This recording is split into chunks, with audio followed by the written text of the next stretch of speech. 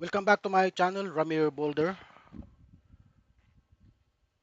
Talakayan po natin ang mga sinabi po ni VP Sara. Ano? Handa raw humalili. Sara Duterte nagsabing kaya niyang pumalit kung magbitiw si Marcos. Vice President Sara Duterte declared she is fully prepared to assume the presidency if Ferdinand Marcos Jr. stepped down amid loud calls for his resignation over the widening corruption scandal. Sinabi niya ito nang tanungin kung handa siyang gampanan ang mandato ng constitutional succession. Well, kung handa ka, okay lang. Bahala ka sa buhay mo. Ano? Pero para sa atin, ito ang kanyang sinasabi. Handa raw humalili. Sara Duterte nagsabing kaya niyang pumalit kung magbitiw si Marcos. Vice President Sara Duterte declared she is fully prepared to assume the presidency if President Ferdinand Marcos Jr. stepped down amid loud calls for his resignation over the widening corruption scandal. Sinabi niya ito nang tanungin kung handa siyang gampanan ang mandato ng constitutional succession. Ayon kay Duterte, malinaw na ang posisyon ng saligang batas sa ilalim ng 1987 Constitution.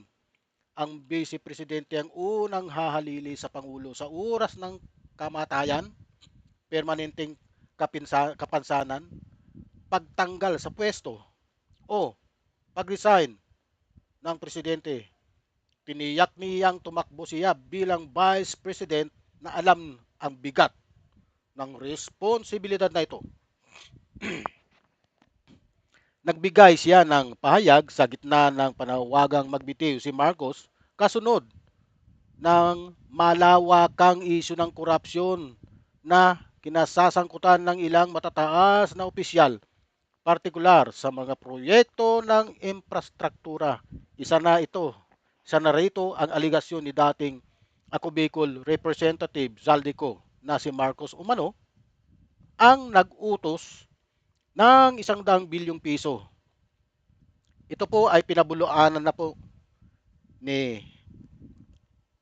Senate Pro Tempore Ping Lacson at ng congressman na si Tubit Tiangco at isa pa si Roberto Bernardo ng Undersecretary ng DPWH, ang dating Undersecretary pala na si Roberto Bernardo. Ano po? Insertion sa 2025 national budget na agad namang itinanggi ng Malacanang bilang hearsay. Hearsay lang po talaga kasi wala po silang resibong maipakita. Ano po? Ito,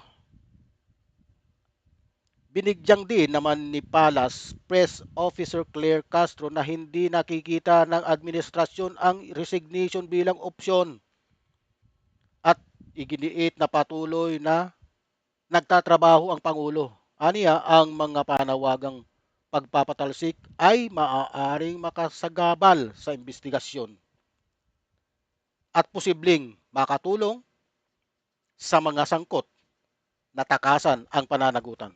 Yan po ang katotohanan. Yan po talaga ang katotohanan.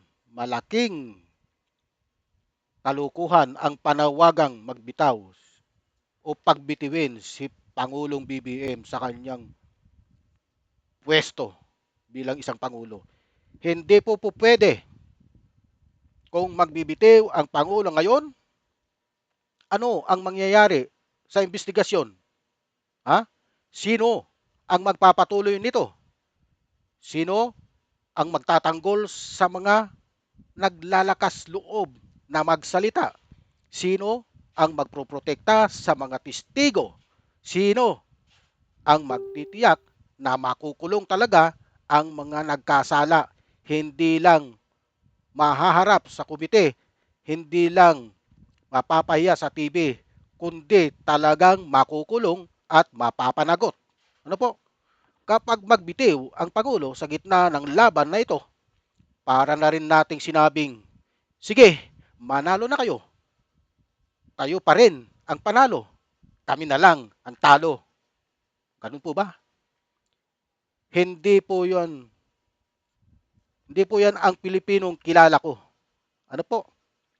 Ang Pilipinong kilala ko, matigas ang ulo. Ha? Pagdating sa hustisya. Ang Pilipinong kilala ko, kahit binaha ang bahay, kahit naubos ang ari-arian, kahit lang ilang beses nang na-disappoint, hindi sumusuko. Yan po ang Pilipinong kilala ko. Ano po? Ang Pilipinong kilala ko, kapag nakakita ng pagkakataon na mapanagot ang mga tiwali, hinintay yon ng mahabang panahon. At ngayon, na dumarating na, hindi na bibitaw. Ha? Hindi opsyon ang pagbibitiw. Hindi opsyon ang pagtakwil sa laban na sinimulan na. Hindi opsyon ang hayaan na naman na makatakas ang mga buwaya. Ha? Ang opsyon natin ngayon ay ang manindigan, ang magsama-sama, ang suportahan ang mga investigasyon mula sa Kongreso hanggang sa Ombudsman, hanggang sa DOJ, ang bantayan ang bawat hakbang ng kaso, ang tiyakin hindi na mauulit pa ang mga ganitong kalakalan ng pera sa bayan. Hindi lang ito laban ng isang tao. Ito na ang laban ng buong bansa. Kaya mga kababayan, huwag tayong magpapadala sa ingay ng mga gusto na namang manggulo. Huwag tayong magpapagamit, mga nais balikan ang dating sistema na walang napakulong, walang nailantad na walang nakukulong. Hayaan nating matapos ang ginagawa. Hayaan nating makulong ang mga dapat makulong. Hayaan nating mabawi ang mga ninakaw nila. At pagkatapos noon, kung may kulang pa, kung may mali pa, saka tayo mag-usap ng mahinahon, ng may ebidensya, ng may malinaw na direksyon. Ay, yan po ang katotohanan. Okay. Huwag niyo pong kalimutang mag-like and subscribe sa aking channel, Ramir Boulder. Please like, share, and subscribe. Pati na rin po sa aking Facebook page. Marami pong salamat.